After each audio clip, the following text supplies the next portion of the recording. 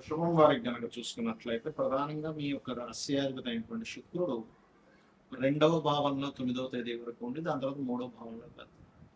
ఎప్పుడైతే 2వ భావంలో బుధుడితో కలిసి ఉన్నాడో అక్కడ ధన సంబంధించినటువంటి విషయాల్లో అనుకూలతను ఇస్తాడు. అదేవిధంగా ఈ యొక్క నెలలో జూన్ 2వ తేదీ నుంచి 2లో ఉండే గురువు 3లోకి మారడము, అదేవిధంగా రాశిలో ఉండేటువంటి రవి 14వ తేదీకి ధన భావంలోకి మారడం, 12లో కుజుడున్నాడు, ఏకాదశంలో శని, దశమ స్థానంలో రాహు, చతుర్థ భావంలో కేతు ఉంటూ చంద్రుడు సప్తమ స్థానం నుంచి ఒక 12 రాసులు తిరుగుతూ అష్టమంలోకి వెళ్తాడు.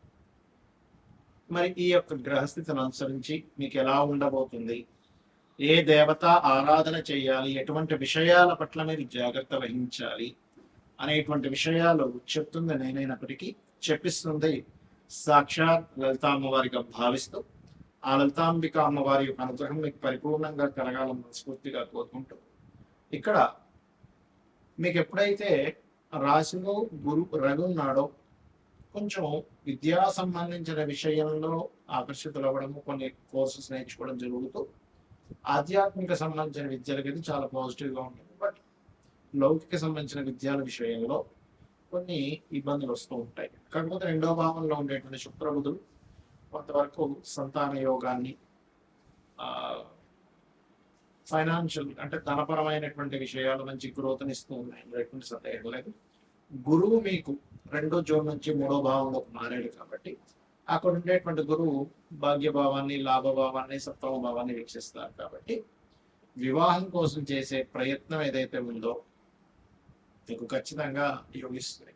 అయితే మీరు ఇక్కడ ఒక విషయం ఏంటంటే 7, 8 తేదీలు ఎట్టి పరిస్థితుల్లో ఉద్యోగం కోసం కొంతమందికి చూడండి, కొంతమంది ధనం కడుతూ ఉంటారు, నేను ఎవరో గవర్నమెంట్ జాబ్ ఇప్పిస్తా ఉన్నారు, లేదా బ్యాక్ డోర్ నుంచి ఏదో పంపిస్తా ఉన్నారు, అటువంటి విషయాల్లో మోసపోయే యోగం వస్తుంది 7, 8 తేదీలు. అదేవిధంగా 9, 10 తేదీల్లో మీరు వ్యాపార సంబంధించినటువంటి అంశాల పట్ల కాస్త జాగ్రత్తగా ఉండండి, ఇది ప్రధానంగా గుర్తుపెట్టుకోండి.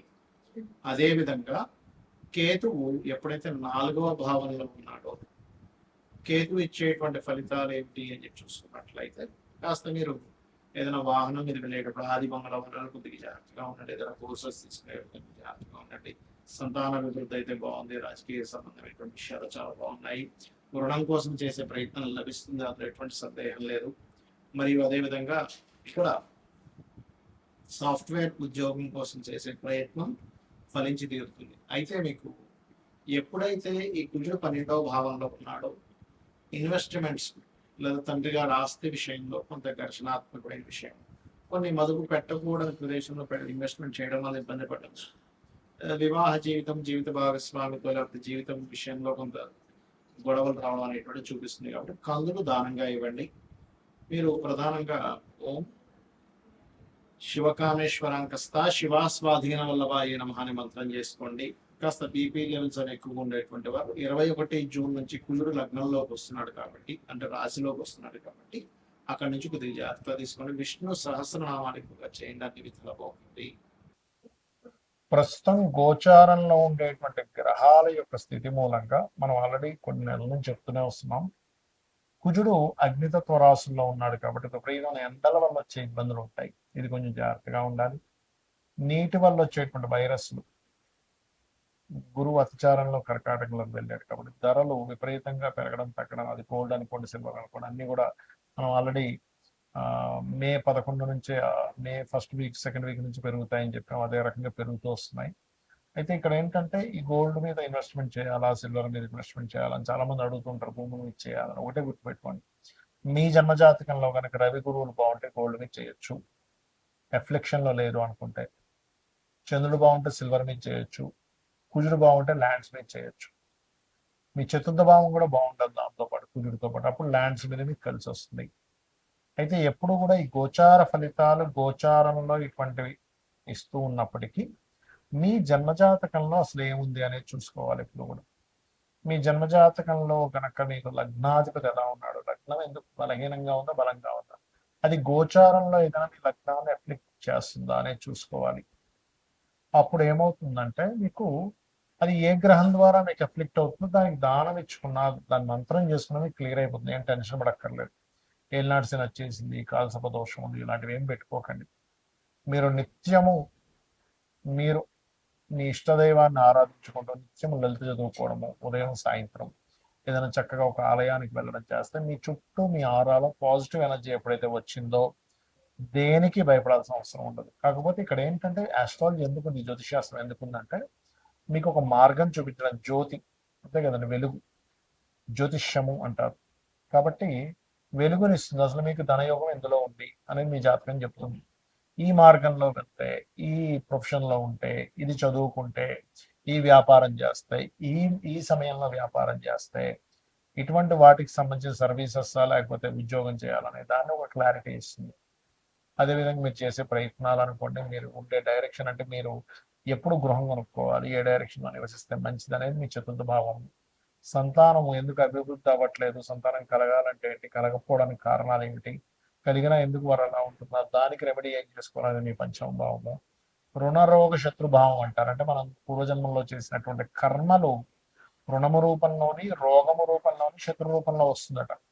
దాన్ని మీ ఆరో భావంలో ఉండేటువంటి గ్రహాల యొక్క స్థితిగతులను బట్టి మీరు దాన్ని సెట్ చేసుకోవాలి. అలాగే మరొక విషయం ఏంటంటే ఇక్కడ గమనించినట్లయితే ఈ జాతక చక్రంలో ముఖ్యంగా మీకు అష్టమం అంటే ఆకస్మిక సంఘటనలు, దశమం వృత్తి, లాభం వ్యాపార సంబంధించినటువంటి విషయాలు ఏవైతే ఉంటాయో ఇక్కడ ప్రధానంగా మీ యొక్క పర్సనల్ చార్ట్లో ఎలా ఉంది అనేటువంటి విషయాలను చూసుకోవాలి. అవి ఏమి చూసుకోకుండా కేవలం మీరు ఏలినాటి శని వచ్చేసింది, అర్ధాష్టమి శని వచ్చింది, దాని ప్రభావం ఉండదని నేను చెప్పట్లే. అది ఉన్నప్పటికీ మీరు ఏలినాటి శని ఉన్న ఎవరైనా సరే ఓం అనాకలిత సాదృశ్య చుబుక శ్రీ విరాజిత అయిన మహామంత్రం చేసుకోవడము, గోవులకు కాస్త బెల్లము తినిపించడము, మరియు అదే విధంగా మరొక విషయం ఏంటంటే ఇక్కడ గమనించినట్లయితే ఈ యొక్క ఈ నిత్యము కూడా ఎల్నాడు శని ఉండేటువంటి వారు కాస్త శనివారం పూట కాస్త ఏంటంటే నువ్వులు నూనె ఒంటికి రాసుకొని దాని తర్వాత స్నానం చేయడం ద్వారా కూడా మీకు ఎల్నాడు శని యొక్క ప్రభావం తగ్గుతుంది, గుర్తుపెట్టుకోండి. ఇక మీరు ఇంకొక విషయం ఏంటంటే ఇక్కడ మీరు అర్థం చేసుకోవాల్సింది, ఇన్వెస్ట్మెంట్స్ చేసే విషయంలో, విదేశాలకు వెళ్ళే విషయంలో కూడా ఒక సమయం అనేటువంటిది ఉంటుంది. ఎప్పుడు ఇన్వెస్ట్మెంట్ చేయాలి, ఎప్పుడు ఇన్వెస్ట్మెంట్ చేయకూడదు, ఏ సమయంలో ఇన్వెస్ట్మెంట్ చేయడం వల్ల మీకు మంచి ఫలితాలు ఉంటాయి, ఏ సమయంలో ఇన్వెస్ట్మెంట్ చేయకపోవడం వల్ల మీకు మంచి ఫలితాలు ఉంటాయి కూడా ఉంటుంది. అది మీరు గోచారంలో 12వ భావంలో ఏ గ్రహం వచ్చి కూర్చుంది అనేటువంటిది చూసుకోవాలి. అది మీరు ఇది సమయం మంచి సమయమా కాదా అనేటువంటి నిర్ధారణ ఇస్తూ ఉంటుంది. ఆ రకంగా చేసుకుని మీకు ఇంకోటి ఏంటంటే ఉంగరాలు ఇలాంటివి పెట్టుకుంటూ ఉంటారు, నేను కాదనట్లేదు, దానివల్ల కొంత ఎనర్జీ, పాజిటివ్ ఎనర్జీ ఉంటుంది. కానీ మీరు ఏంటంటే తెలియకుండా, తెలుసుకోకుండా ఏది పడితే అది పెట్టేసుకుంటున్నారు. అలా కాదు, మీకు మీ జన్మజాతకంలో ఏ గ్రహం మీకు పాజిటివ్ ఫలితాలు ఇస్తుంది, ఆ గ్రహ సంబంధించింది ఇప్పుడు మీకు పెట్టుకోవచ్చా లేదా కొంతకాలం తర్వాత ఆ యొక్క ఉంగరాన్ని ధరించాలా అనేటువంటి విషయం మీ జన్మజాతకంలో నవగ్రహాల్లో ఏ గ్రహం మీకు పాజిటివ్గా ఉందో చూసుకొని దాన్ని పెట్టుకోవాలి. లగ్నానికి శుభుడు పాపి, మనకి శనివర్గ లగ్నాలు, గురువర్గ లగ్నాలు అంటే 2 రకాలుగా ఉంటాయి. కాబట్టి దాన్ని బట్టి కూడా పెట్టుకుంటారు. కానీ దానికంటే అతి ముఖ్యంగా మీరు చూసుకోవాల్సింది మీ యొక్క లగ్నం శనివర్గమైనా గురువర్గమైనా కూడా మీ యొక్క జాతక చక్రంలో మీ గ్రహాల్లో ఏది స్ట్రాంగ్ గా ఉందో చూసుకుని పెట్టుకోవడం వల్ల మీకు మంచి ఫలితాలు రానున్నాయి, గుర్తుపెట్టుకోండి, వస్తాయి కూడా.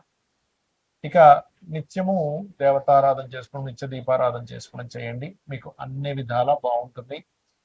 శ్రీమాత్రే నమః.